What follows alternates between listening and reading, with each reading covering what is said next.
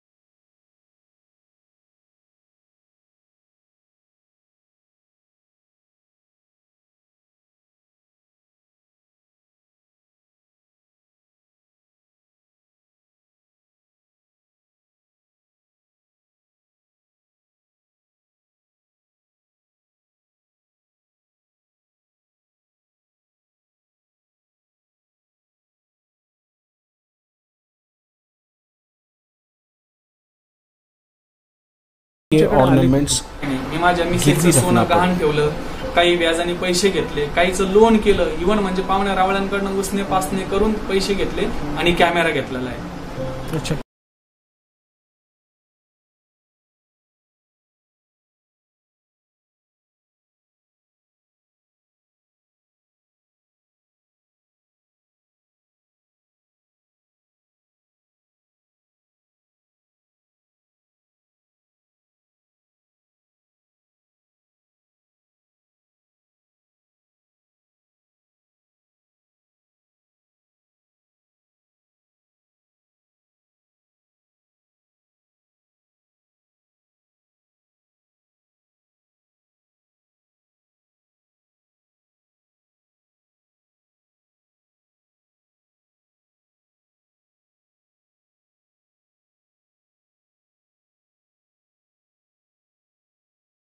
Order किती आले होते, कैंसिल झाले कमीत कमी मागच्या वर्षी। शादियों के ऑर्डर का हमें तकरीबन 2.5 से 3 लाख रुपए का नुकसान हुआ है। काफ़ी सारी शादियां कैंसिल होने के कारण हमें सारी फैमिली को उनके पैसे लौटाना पड़े। हमारे हाथ में आए हुआ पैसा हमारे हाथ से ऐसे ही चला गया। लोगों को पैसे दिए बाद मुझे गांव की तरफ भी वापस जाना पड़ा। जब गांव से मैं रिटर्न आया उस वक्त मुझे इस शॉप का रेंट तकरीबन 72,000 यानी 72,000 रुपये मेरे ओनर को देना पड़े। 2 से 3 महीने सब कुछ ठीक चला, लेकिन फिर से वापस एक बार लॉकडाउन लग गया। अब ये जो तरबूज है ये मैंने गांव की तरफ से 5,000 रुपये ट्रांसपोर्टेशन को खर्च करके लाए हैं, लेकिन जो कस्टमर्स हैं वो कभी 5 रुपये या 10 रुपये में एक तरबूज मांग रहे हैं। फोटोग्राफी के अलावा हमें कोई भी कंपनी में काम करने का या दूसरा और कोई फील्ड में काम करने का कोई एक्सपीरियंस नहीं है। अशी परेशानी झालेली। ये है रविंद्र मोरे। इन्होंने भी अपना स्टूडियो बंद कर दिया है और अब इनका कहना ये है कि यहाँ पे कुछ MIDC एरियाज है जो प्राइवेट कंपनीज है, वो भी फोटोग्राफी के लिए जनरल बुक के लिए ऑर्डर देते थे, लेकिन अब उनसे भी ऑर्डर मिलना बंद हो गई है। वो लोग आमतौर पे सॉफ्ट कॉपी ही मांग रहे हैं। सॉफ्ट कॉपी मागतात सर, आणि त्याच्या समजा आम्ही किंमत जर सांगितली, अर्धी किंमत भी जर सांगितलं तर आम्हाला भेटत नाही सर, त्याच्यात घरातून भाडं भरावं लागतं।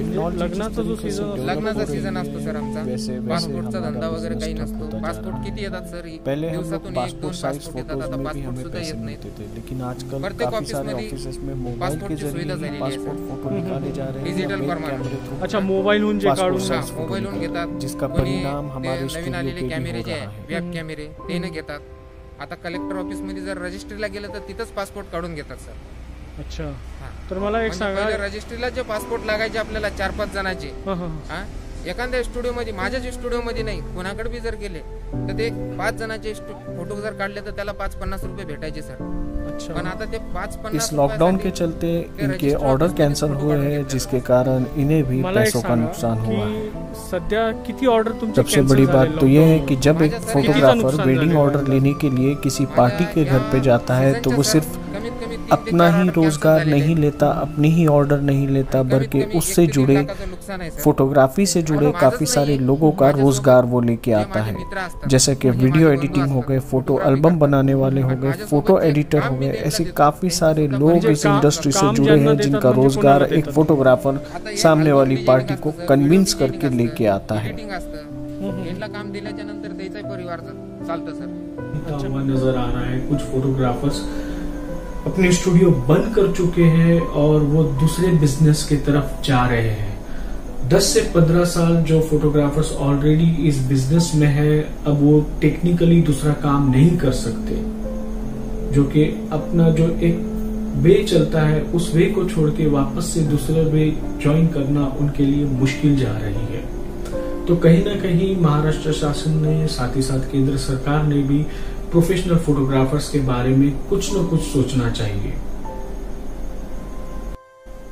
अगर आपको स्टोरी कंटेंट पसंद आता है तो प्लीज हमारे चैनल को सब्सक्राइब कीजिए, बेल आइकन को दबाइए। मैं सैयद सैफ, विटनेस मीडिया, औरंगाबाद।